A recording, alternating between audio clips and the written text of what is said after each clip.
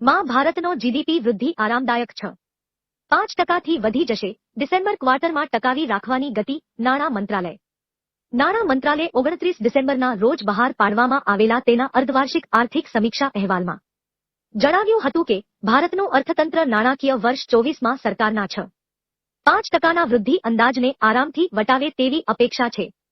નાણાં મંત્રાલયે જણાવ્યું હતું કે નાણાકીય વર્ષ 24ના બીજા ક્વાર્ટરમાં ભારતીય અર્થતંત્રે જે વેગ મેળવ્યો હતો તે નાણાકીય વર્ષના આગામી ડિસેમ્બર ક્વાર્ટરમાં જળવાઈ રહેવાની શક્યતા છે. આ સિવાય મંત્રાલયે કહ્યું કે વપરાશની માંગમાં વૃદ્ધિ પણ જળવાઈ રહેવાની અપેક્ષા છે. 2023થી 24ના અર્ધવાર્ષિક આર્થિક સમીક્ષાના અહેવાલમાં નાણાં મંત્રાલયે ઉલ્લેખ કર્યો છે કે વાસ્તવિક જીડીપી નામાં 7% તંદુરસ્ત વૃદ્ધિ પામી છે, જેમાં 7.6% વૃદ્ધિને પગલે છે. ભારતનું ફોરેક્સ રિઝર્વ 21 મહિનાની ઊંચી સપાટીએ પહોંચ્યું. $4.47 બિલિયન વધીને $120.4 બિલિયન થયું. આરબીઆઈ ભારતના વિદેશી હુંડિયામણ ફોરેક્સ રિઝર્વમાં સતત ત્રીજા સપ્તાહમાં સતત વધારો થતો રહ્યો. 22 ડિસેમ્બરે પૂરા થયેલા સપ્તાહમાં $471 અબજનો વધુ ઉમેરો થયો, જે $120.441 બિલિયનની 21 મહિનાની ટોચે પહોંચ્યો, એમ રિઝર્વ બેંક ઓફ સાપ્તાહિક ડેટામાં જણાવાયું છે. ભારત આરબીઆઈ શુક્રવાર ડિસેમ્બર 29ના રોજ અગાઉના રિપોર્ટિંગ સપ્તાહમાં ફોરેક્સ કીટી $112 બિલિયન વધીને $115.971 બિલિયન થઈ ગઈ હતી, જે એક સપ્તાહમાં સૌથી વધુ વૃદ્ધિનું પ્રમાણ બનાવે છે. અગાઉના સપ્તાહમાં કુલ અનામત $2.816 બિલિયન વધીને $106.859 બિલિયન થયું હતું. એ બાકી વસૂલાતની તારીખ લંબાવી. ગુડ્સ એન્ડ સર્વિસ ટેક્સ કાઉન્સિલે ટેક્સ અધિકારીઓ માટે 2018થી 19 અને 2019થી 20 માટે વ્યવસાયો પાસેથી લેણાની માંગણી અને વસૂલાત કરવાની સમયમર્યાદા લંબાવી છે. કારણ કે સરકાર બેકલોગને ઉકેલવા અને આવકને પ્રોત્સાહન આપવાનું વિચારે છે. ના લેણા માટે ટેક્સ અધિકારીઓ પાસે હવે 20 એપ્રિલ 1924ના અંત સુધીનો સમય છે. જ્યારે ના બાકી લેણા માટે સમયમર્યાદા આગામી વર્ષના ઓગસ્ટના અંત સુધી લંબાવવામાં આવી છે. Central board of indirect taxes and customs બીક એ તાજેતરની નોંધમાં જણાવ્યું હતું. કાઉન્સિલના નિર્ણયની જાહેરાત. સેન્ટ્રલ એક્ટની કલમ 73 હેઠળ બાકી લેણાની વસૂલાત માટે નિર્ધારિત સમય મર્યાદા વાર્ષિક રિટર્ન ફાઇલ કરવાની તારીખથી 3 વર્ષ છે. એક્સટેન્શન ખાસ કરીને કર અધિકારીઓ માટે ફાયદાકારક છે, જે તેમને કરની વિસંગતતાઓના કિસ્સામાં યોગ્ય પગલાં લેવા સક્ષમ બનાવે છે, જેમ કે કરની ઓછી ચૂકવણી, ટેક્સ ક્રેડિટનો અયોગ્ય ઉપયોગ અથવા ખોટા tax refund. Air India express 17 જાન્યુઆરીથી અયોધ્યાથી બેંગલુરુ અને કોલકાતાને જોડતી સીધી ફ્લાઇટ શરૂ કરશે.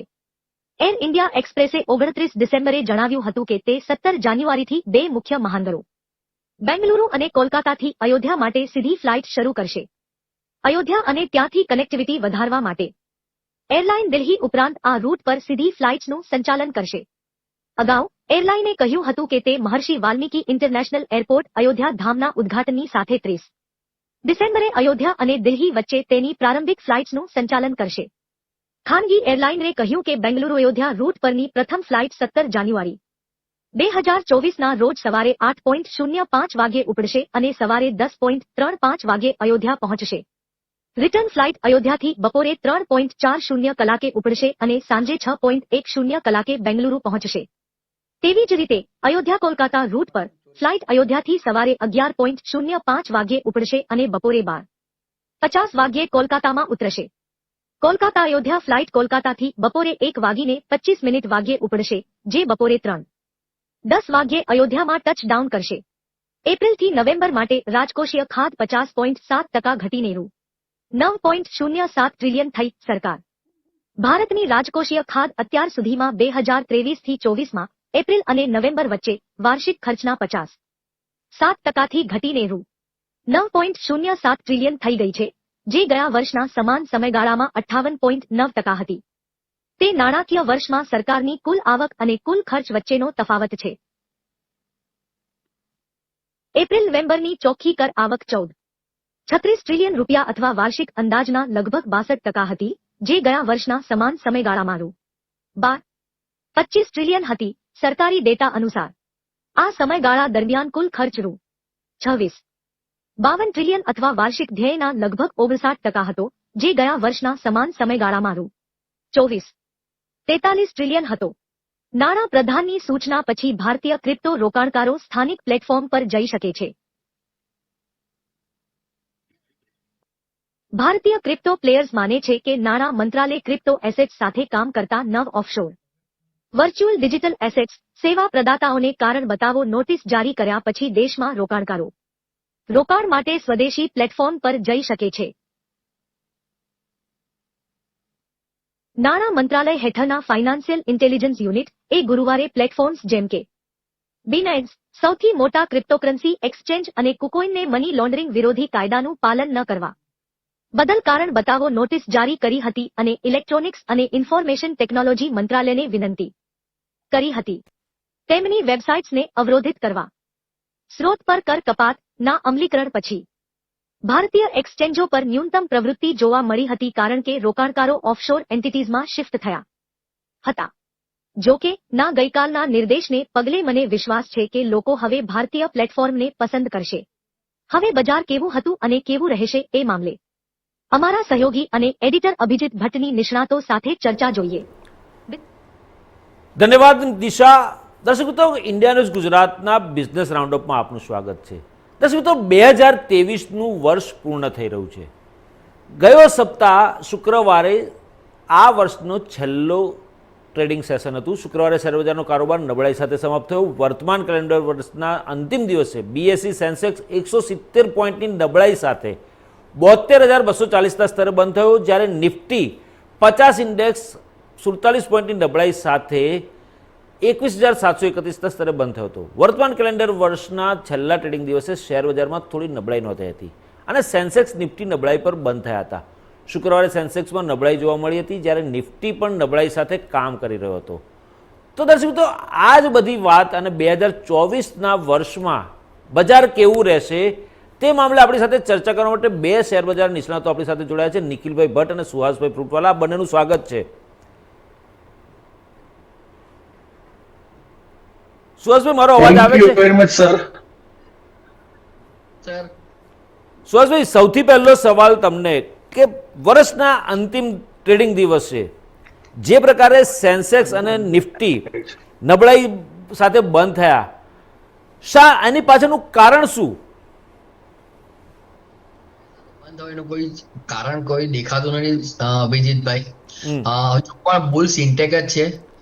ગ્લોબલ માર્કેટમાં પોઝિટિવ સેન્ટિમેન્ટ ધરાવે છે. ક્રૂડ ડાઉન સાઇડ છે. યુએસડીઆર વેલ કંટ્રોલ છે. પણ જ્યારે પણ માર્કેટ ઓવરબોટ થઈ જાય છે ત્યારે થોડોક આરામ લે છે. અને એ જ આ ડેલી કેન્ડલ પર શુક્રવારે દેખાઈ રહ્યું છે. જે ડોજી ફોર્મેશન છે. અને ડોજી ફોર્મેશન મતલબ નથી બાયર જીતી રહેલા, નથી સેલર જીતી રહ્યા. એક કન્ફ્યુઝન છે. તો માર્કેટ અત્યારે એક સ્ટેશન પર ઊભું છે. હવે ક્યાં તો અહીંયાથી થોડુંક રિવર્સ થઈ જશે, ક્યાં તો ઉપરની જર્ની કન્ટિન્યુ કરશે. અત્યારે માર્કેટ કન્ફ્યુઝનમાં છે કે કયા ડાયરેક્શનમાં જવું. નિખિલભાઈ, તમારી પાસેથી જાણીશ કે નિફ્ટીનું લેવલ જે પ્રકારે થોડુંક ડાઉન થયું, સેન્સેક્સનું પણ ડાઉન થયું શેરબજારના ટ્રેડિંગના છેલ્લા દિવસે, વર્ષના કેલેન્ડર વર્ષના છેલ્લા દિવસે. આ ટ્રેન્ડ જો આગામી વર્ષે પણ ચાલુ રહેશે તો રોકાણકારોને ફાયદો થશે કે નુકસાન થશે, કે પછી માર્કેટના આખા માર્કેટમાં બીજી કંપનીઓના જે શેર છે અલગ અલગ કંપનીઓના એને નુકસાન થશે? શું કહેવું છે તમારું આ બાબતે? જી સર, વૈશ્વિક સ્તરે અનિશ્ચિતતા સ્થાનિક તેમજ વિદેશી સંસ્થાઓ દ્વારા બજારને ઐતિહાસિક શિખરે મૂક્યા બાદ સપ્તાહના અંતે ફંડોની ઉછાળે સાવચેતી જોવા મળી હતી. વર્ષ 2023માં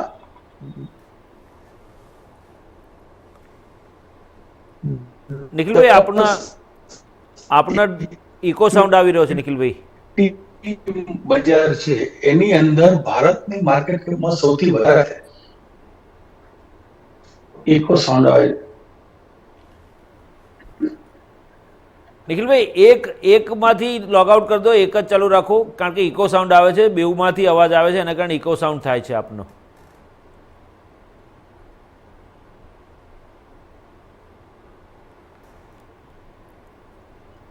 ઓકે જી નિખિલભાઈ.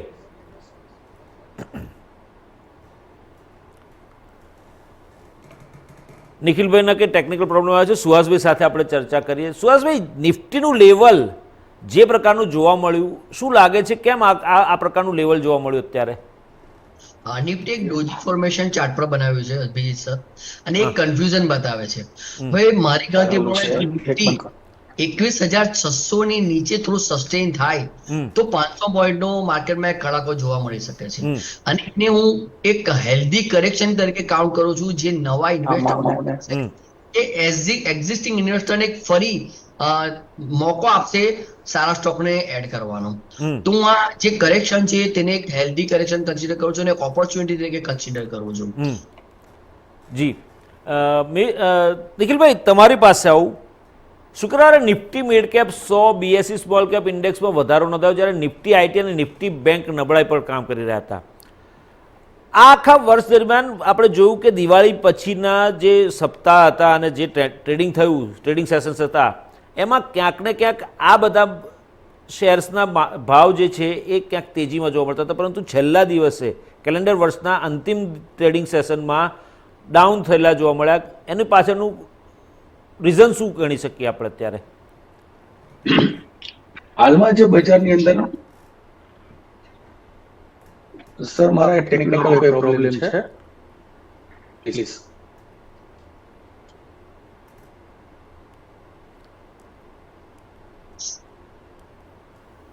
નિખિલભાઈ, લાગે છે ટેકનિકલ પ્રોબ્લેમ લાગે છે આપને. ત્યાં કંઈક લોગ આઉટ કરીને પાછું લોગિન કરશો ત્યાં સુધી સુહાસભાઈ સાથે ચર્ચા કરતો રહું.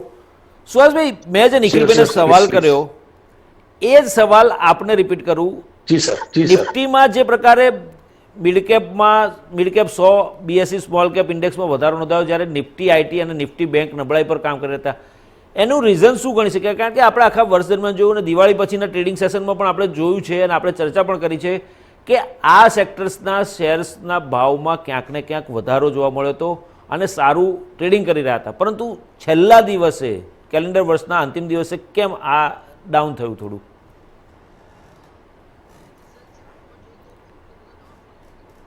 સુહાસભાઈ, હા, ચાર્ટ પર જો ડાઉનફોલ જોવા નથી મળ્યું કે જેમાં આપણે ગભરાઈ જવું જોઈએ. અને એમ પણ નિફ્ટીએ જે ફાઇનાન્શિયલ યર છે, આપણે જાન્યુઆરી ટુ ડિસેમ્બર નો યર, જેમાં 20% નું રિટર્ન આપ્યું છે અને mid cap small cap multifold return આપ્યું છે. પણ અત્યારે ચાર્ટ પર જે તમે ઘટાડો જોવો છો બહુ નિગ્લિજિબલ છે એઝ કમ્પેર ટુ જે એની મૂવ આવી છે આખા વર્ષમાં. તો મને આમાં કોઈ ગભરાવા જેવું નથી અને કોઈ એવું રીઝન પણ નથી. જે પણ કરેક્શન આવશે એક હેલ્ધી કરેક્શન છે અને માર્કેટ માટે સારું જ છે. કોઈ પેનિક લેવા જેવું કરેક્શન હમણાં હાલમાં મને નથી દેખાતું ને નથી ચાર્ટ પર.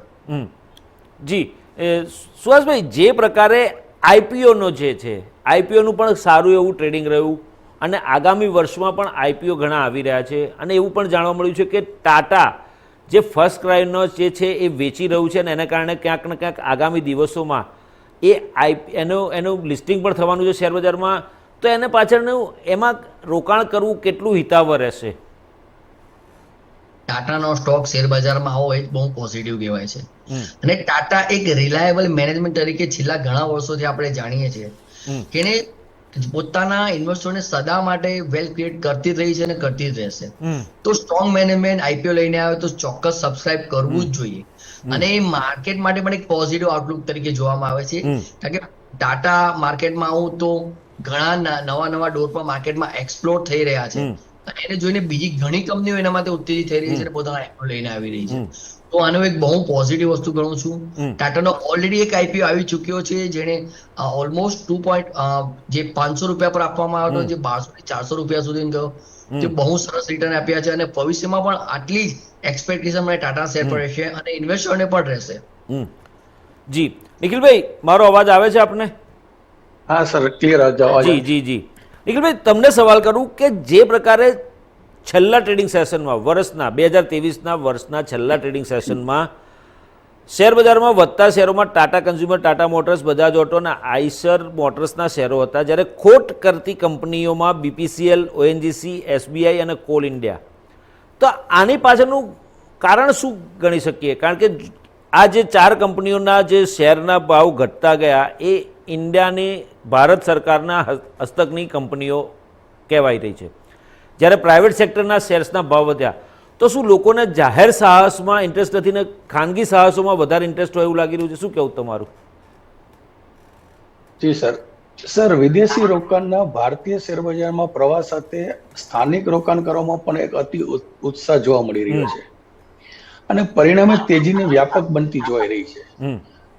પરંતુ અમુક જે સ્ટોક સ્પેસિફિક શેર છે, લાર્જ કેપ હોય, સ્મોલ કેપ હોય કે મિડ કેપ હોય, એની અંદર તેજીના તોફાનથી વેલ્યુએશનમાં થઈ રહેલા મોટા જોખમને આપણે નજરઅંદાજિત ન કરી શકીએ. જેથી દરેક ઉછાળે આ પ્રકારના શેરોની અંદર એક સાવધાનીનો માહોલ રોકાણકારોએ અને ટ્રેડરોએ રાખવો જોઈએ. આગામી દિવસોમાં પણ જે રીતે નેગેટિવ ફેક્ટરની આપણે વાત કરીએ સર, તો થોડા સમય પહેલા ભારતની અંદર એક ઝડપથી વિકસતું અર્થતંત્ર છે. ચાલુ નાણાકીય વર્ષના જુલાઈ સપ્ટેમ્બર ક્વાર્ટરમાં દેશનું દેવું વધીને $2.47 ટ્રિલિયન એટલે કે અંદાજિત 205 લાખ કરોડ થયું છે, જે પણ એક ભારતીય અર્થતંત્ર માટે ચિંતાનો વિષય છે. સાથે સાથે ઇઝરાયલ હમાસ યુદ્ધ વચ્ચે યમનના હાઉતી હુમલાખોરોનો કોમર્શિયલ જહાજો પર હુમલો, જે ભારતીય કોમર્શિયલ જહાજો પર હુમલો કરવામાં આવ્યો, એના લીધે અંદાજિત $200 બિલિયન નિકાસને અસર થઈ. એક નેગેટિવ પરિબળ એ પણ આપણે આગામી વર્ષોમાં જોઈ શકીએ કે ચાલુ વર્ષે સ્ટાર્ટઅપ નામનું એક આખું સરકાર દ્વારા એક પ્રોજેક્ટ શરૂ કરવામાં આવ્યો હતો. તો સ્ટાર્ટઅપ ક્ષેત્રે પણ ઉદ્ભવેલા પડકારો વચ્ચે સ્ટાર્ટઅપ ફંડિંગની અંદર અંદાજિત 70% ગાબડું નોંધાયું છે. એટલે કે ફંડ ઇનફ્લો સતત 7 વર્ષની નીચેની સપાટી રહ્યો છે. નેગેટિવ પરિબળોની સાથે સાથે બજારની અંદર પોઝિટિવ પરિબળો પણ હોય છે. તો પોઝિટિવ પરિબળોની વાત તો સુહાસજીએ કરેલી કે મતલબ બજાર તેજીમાં છે અને તેજીમાં રહેશે બધું, પણ એક સ્ટોપ લોસ અને સ્ટોક સ્પેસિફિક એપ્રોચ રાખવો જરૂરી છે. જી જી નિખિલભાઈ, તમારી પાસેથી જ જાણવા માંગુ છું. સુહાસભાઈ, તમારી પાસે પછી આવું છું. નિખિલભાઈ, જે પ્રકારે મલ્ટી બેગર રિટર્ન આપવાવાળી કંપનીઓને કઈ કઈ ગણો છો તમે? કારણ કે ઘણી બધી કંપનીઓ મલ્ટી બેગર રિટર્નની આવી છે અને એ અહેવાલો પણ મળી રહ્યા છે એવા કે Dodla Dairy, Gensol Engineering, Ashok Leyland, CMS. તો આમાં કઈ કંપની મલ્ટી બેગર રિટર્ન આપવાવાળી છે તમારી દ્રષ્ટિએ? સર, ભારત હાલ પ્રગતિના પંથે ઝડપથી આગળ વધી રહ્યું છે. ભારત વિકાસશીલ દેશોમાં ટોચના સ્થાને હોવાની સાથે સાથે દુનિયાભરમાં પણ સૌથી ઝડપથી વિકસતું અર્થતંત્ર તરીકે સાબિત થવા જઈ રહ્યું છે. 5 ટ્રિલિયનની જે એક લક્ષ્યાંક સાથે ભારતનો આર્થિક વિકાસ દર પણ 7.8%ની સપાટીને સ્પર્શવા માટે એક મતલબ તડપાપડ છે. આ બધા પરિબળોને જોતા ફંડામેન્ટલ્સ જે કંપની છે, લોકો અત્યારના જે મિડ કેપ અને સ્મોલ કેપમાં જે લોકો મલ્ટી બેગરના નામે વાત કરી રહ્યા છે અને જે લોકો ભલામણ કરી રહ્યા છે, એ લોકોની સાથે હું થોડો વચ્ચે અંશે જ માત્ર સહમત થાઉં છું. મારા હિસાબે રોકાણકારોએ ફંડામેન્ટલ, PSU અને બેન્કિંગ સેક્ટર જે છે એની અંદરના તમામ શેરોની અંદર વચ્ચે ઓછે અંશે તબક્કાવાર રોકાણ કરવું જોઈએ. મલ્ટીબેગર બનવું અને મલ્ટીબેગર કંપની બનવી એની વચ્ચે હાથી ઘોડાનો સર ફેર છે. રોકાણકારો પોતે મલ્ટીબેગર બનવા તરફ જઈ રહ્યા હોય ત્યારે એમણે ફંડામેન્ટલ, ડિવિડન્ડ પેડ અને બોનસ પેડ આ 3 વસ્તુઓ હંમેશા માટે ધ્યાનમાં રાખવાની. ધન, ધીરજ અને ધ્યાન, આ 3 વસ્તુ પણ ધ્યાનમાં રાખવાની અને તમામ એવી ફંડામેન્ટલ સ્ટોક્સ જે હોય એની અંદર રોકાણ કરવું જોઈએ. બરાબર. સુહાસભાઈ, તમારી પાસેથી જાણવા માંગુ કે જે પ્રકારે 2023નું વર્ષ રહ્યું ભારતીય શેર માર્કેટ માટે, 2023ના અંતિમ સપ્તાહમાં એટલે કે અંતિમ સપ્તાહમાં વિદેશી માર્કેટ, અત્યારે ક્રિસમસનું વેકેશન છે ત્યાં, એટલે લગભગ વિદેશી માર્કેટોમાં ટ્રેડિંગ સેશન બંધ છે. ભારતના શેર માર્કેટમાં ટ્રેડિંગ સેશન ચાલુ હતું, પરંતુ આગામી સપ્તાહમાં એવું કહેવાય રહ્યું છે કે શનિવાર, આમ તો અવકાશ હોય છે શેર બજારમાં, પરંતુ આગામી શનિવારે માર્કેટ ઓપન રહેવાનું છે. એની પાછળનું કારણ શું ગણી શકીએ આપણે? એકચ્યુઅલી જે ટેકનિકલ સિસ્ટમ છે એનું અપગ્રેડેશન છે અને એનું એક પેચિંગ કરવામાં આવી રહ્યું છે, જેના કારણે આ એક મોક સેશન તરીકે આપણે એને ગણીએ છીએ તે એપ્લિકેશન કરવામાં આવી રહી છે. આપણે જ્યારે વિશ્વ સાથે કદમથી કદમ મિલાવવાની તૈયારી કરી રહ્યા છે, ઓલરેડી એનાથી ઘણા આગળ છીએ રિગાર્ડિંગ ધ સિસ્ટમ હોય કે કંઈ પણ હોય. પણ મારું જોવાનું એમ છે કે જ્યારે આપણે વિદેશી સાથે કદમથી કદમ મિલાવવો હોય ત્યારે આપણે ગ્લોબલ માર્કેટના ટાઈમિંગ સાથે પણ મેચ કરવું જોઈએ. તો એ જ દિશામાં NSE આગળ વધી રહી છે અને એના માટે જે સાંજે પણ ઇવનિંગ સેશન F&O માં શરૂ કરવાની તૈયારી કરી રહી છે. એના જ પગલા રૂપે આ એક ટેસ્ટિંગ રૂપે શનિવારનું જે સેશન છે, શોર્ટ સેશન, 2 અલગ અલગ પાર્ટમાં, તેનું પ્લાનિંગ તે લોકો કરી રહ્યા છે. તો આ એક બહુ પોઝિટિવ સ્ટેપ છે, જે ટ્રેડરો માટે કે જે પણ છે આ બિઝનેસ સાથે જોડાયેલા પૂરું ઇન્ફ્રાસ્ટ્રક્ચર, એના માટે એક નવી તકો ઊભી કરી રહ્યું છે. એમાં બ્રોકર પણ આવી જાય છે, એએમસી પણ આવી જાય છે, બીજા ઘણા ફિલ્ડ આવી જાય છે જેને પ્રોત્સાહન મળી રહ્યું છે. ચોક્કસ. નિખિલભાઈ, શુક્રવારે NSEના MSME પ્લેટફોર્મ પર ટ્રાઇડન્ટ ટેકલેબ્સના શેર લિસ્ટિંગ થયા. 98.15ના ભાવે લિસ્ટ થયા છે, જેનું પ્રીમિયમ 180.4% હતું. લિસ્ટિંગ પહેલાં કંપનીના શેર ગ્રે માર્કેટમાં ₹43ના પ્રીમિયમ પર ટ્રેન્ડ થઈ રહ્યો હતો. IPOની ઇસ્યુ કિંમત ₹33.35 વચ્ચેની છે. શું આ ટ્રાઇડન્ટ ટેકલેબ્સના જે IPO છે કે શેર છે, એ કેટલા ફાયદાકારક રહેશે નવા વર્ષમાં? કારણ કે છેલ્લા દિવસે MSEના પ્લેટફોર્મ પર NSEમાં લિસ્ટિંગ થયું છે, તો નવા વર્ષમાં કેવું રહેશે એનું માર્કેટમાં? નિખિલભાઈ. સર, સ્ટોક સ્પેસિફિક વાત કરું તો સ્ટોક સ્પેસિફિક વાત કરીએ તો આગામી દિવસોમાં શેર બજારની તેજી સાથે સાથે ટ્રાઇડન્ટ કંપનીના શેરોમાં પણ તબક્કાવાર રોકાણ કરવા માટે હિતાવહ રહેશે. પરંતુ જ્યારે IPO ની વાત કરીએ તો બજારની અંદર એક IPO જ્યારે કેપિટલ બજાર તેજીમાં હોય છે, ત્યારે અલગ અલગ IPO ના માધ્યમથી કંપનીઓ આવતી હોય છે.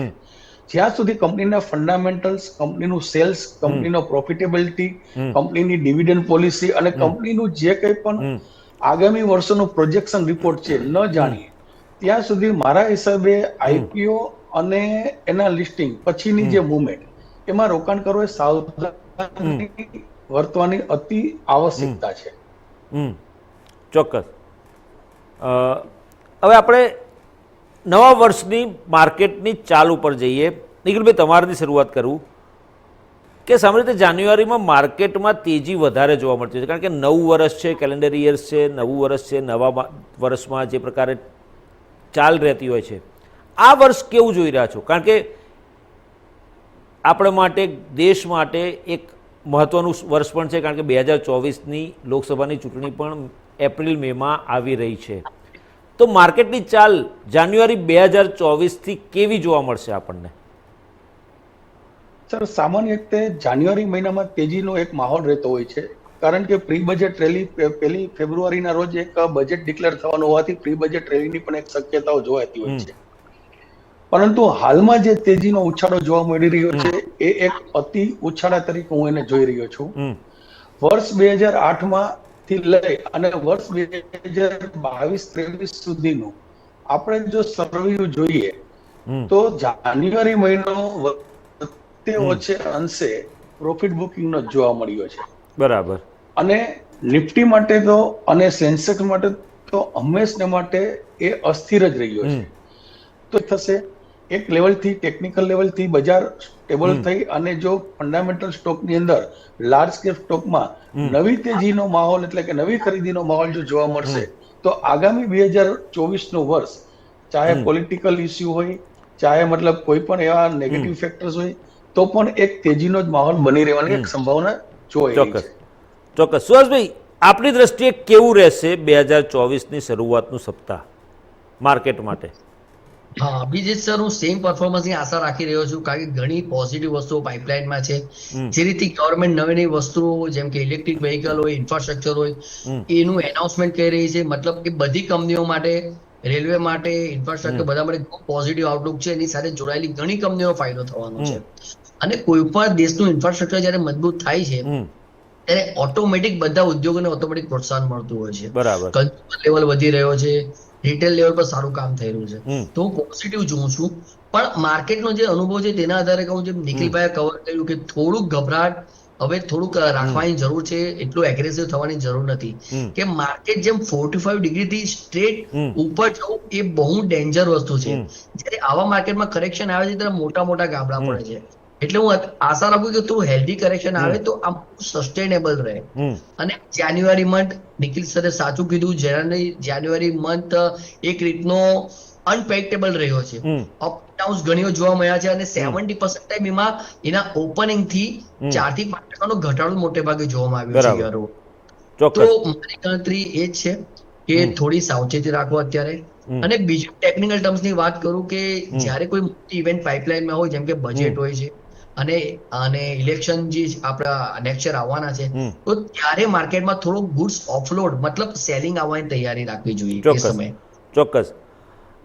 સુહાસભાઈ, નિખિલભાઈ, આ બંનેને છેલ્લો સવાલ એક કરું, બહુ ઇમ્પોર્ટન્ટ છે, કારણ કે આ વખતે લોકસભાની ચૂંટણી પણ આવી રહી છે અને બજેટ પણ આવી રહ્યું છે, પણ બજેટ પૂર્ણ કદનું રજૂ નથી થવાનું, ઇન્ટ્રીમ બજેટ આવવાનું છે.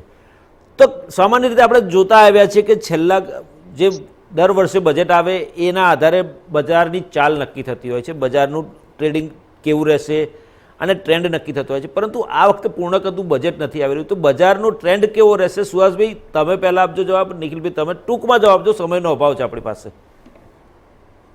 ઓકે, મારો આઉટલુક અભિજીત સાહેબ પોઝિટિવ જ છે. ભલે ઇન્ડિયન બજેટ હોય, અગાઉના જેટલા પણ બજેટ આવ્યા છે, એકચ્યુઅલી આપણે ત્યાં બજેટ સમજવામાં જ ઘણી વાર ઘણો સમય નીકળી જાય છે. જ્યારે ખરેખર બજેટને સમજવામાં આવે છે તો ખરેખર એ ફાયદાકારક હોય છે. તો એવા જ એક ઇન્ડિયન બજેટની હું આશા રાખું છું કે જે શોર્ટ ટર્મમાં 2 થી 3 મહિનામાં એટલીસ્ટ હાફ યર પતી જશે લોકસભા ઇલેક્શન સુધી, 2 મહિનો. તો હું પોઝિટિવ આઉટલુક જ જોઉં છું. અને અત્યારે એક બીજી પણ બસ ચાલી રહ્યું છે કે 10 રૂપિયા સુધીનો પેટ્રોલમાં ઘટાડો થવાની સંભાવના છે. ચોક્કસ. તો એ સૌથી મોટું પોઝિટિવ આઉટલુક હું કન્સિડર કરું છું. ચોક્કસ.